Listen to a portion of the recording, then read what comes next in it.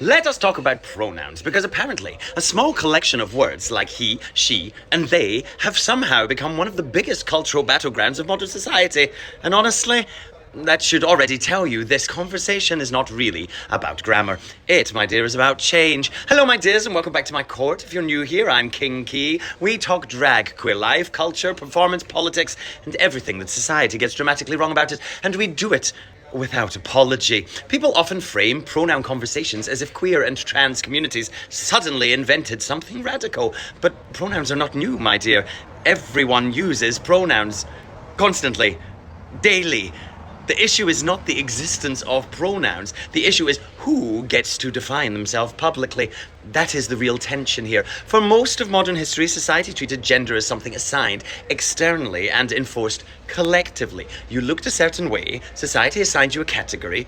End of discussion. Pronouns disrupt that certainty, because pronouns force people to confront the idea that identity may not always be immediately visible or automatically decided for somebody else. And for some people, that creates discomfort. Not because language itself is confusing, but because changing social norms are uncomfortable. Now, here is the interesting historical part many people do not seem to realize. Language changes constantly. The English language has evolved for centuries through social shifts, migration, politics, and culture. Words appear, words disappear, meanings change, and singular they is not even new. People have been using the singular they in English writing for hundreds of years. Writers like Shakespeare, Jane Austen, and Chaucer all used it long before modern gender debates ever existed. So when people claim pronouns are destroying language, history quietly disagrees, my dear. But again, this is rarely about grammar.